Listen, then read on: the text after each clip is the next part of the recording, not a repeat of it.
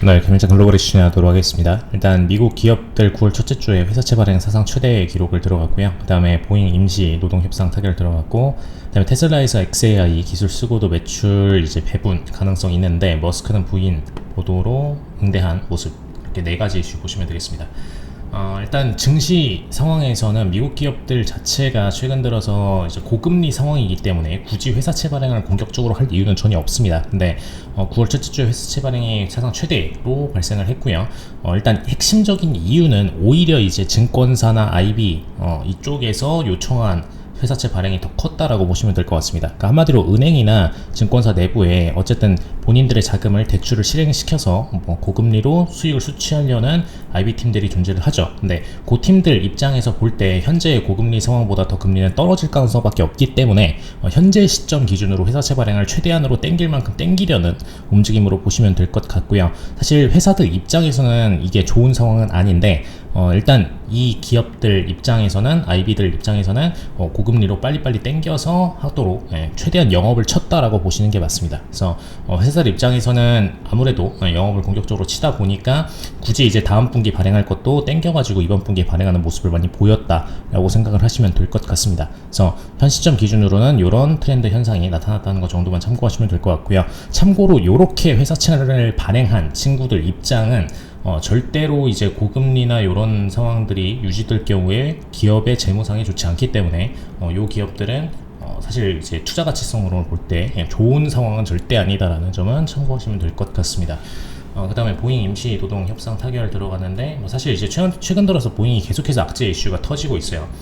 저번에 이제 우주항공 쪽으로도 ISS 결합 과정에서 문제가 생겼었고 복귀 못하는 그런 상황도 생겼었고 계속 항공기 문제도 있고 그리고 노동 관련된 문제들도 계속해서 문제가 발생하고 있기 때문에 사실 이건 경영적 이슈가 좀 크다라고 생각을 하시면 될 것 같습니다. 그래서 보잉 같은 경우에는 그렇다고 해서 또 성장성 자체가 그렇게 좋은 종목도 아니기 때문에 사실 편입하는 데는 그냥 걸러서 편입에서 제외하시면 되겠다 생각하시면 되겠고요.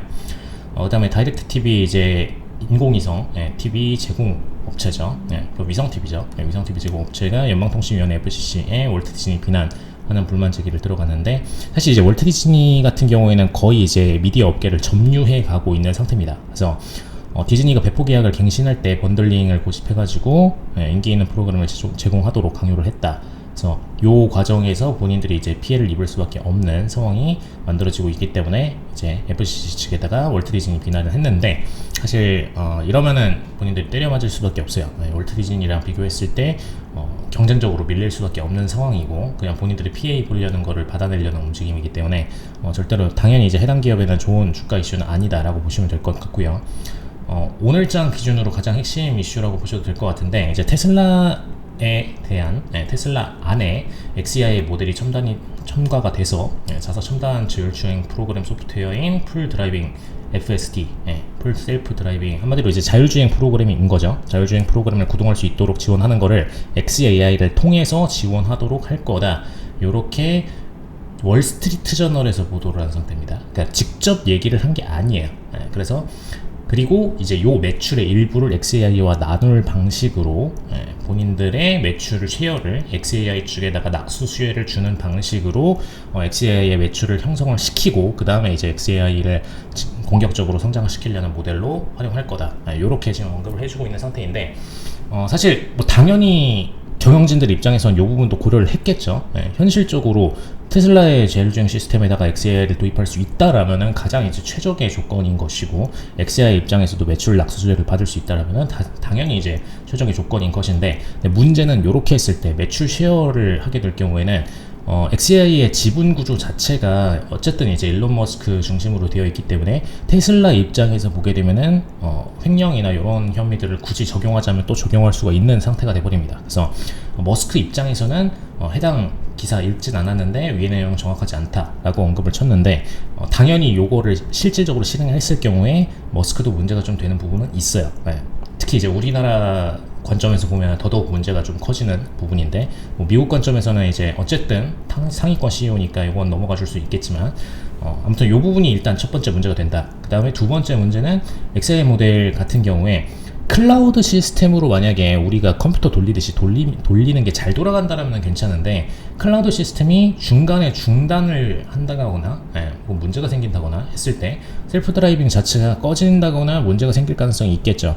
그럼 그렇게 될 경우에는 어쨌든 간에 XAI 모델 자체를 테슬라 출원 컴퓨터, 그러니까 아마 테슬라의 컴퓨터 내부에서 이걸 돌려야 되는데, 차량 안에서도 돌아갈 수 있도록 만들어야 되는데, 요게 현실적으로 AI를 차량 컴퓨터 안에서 돌린다는 거는 굉장히 디바이스적으로 무리가 있다라는 부분. 그래서 요 두 가지 문제 때문에 현실적으로는 일론 머스크는 요거를 정확하지 않다라고 언급을 하고 있는 상태로 보시면 될 것 같습니다. 그래서 나중에 추후에는 정말로 이제 현재 이제 스타링크나 이런 것들을 통해서 완벽하게 인터넷이 끊어질 가능성이 거의 뭐 제로에 가깝다, 혹은 인터넷이 꺼지더라도 보안 시스템으로 이게 돌아갈 수 있는 구조가 있다라고 할 경우에는 XAI를 통해서 테슬라 자율주행 시스템을 구동을 할 수도 있겠지만, 현실적으로는 당장 단기안에 실행되기는 좀 쉽지 않은 문제이기 때문에 CEO 입장에서는 거부할 수밖에 없는 상황이 됐다라고 보시면 될 것 같습니다.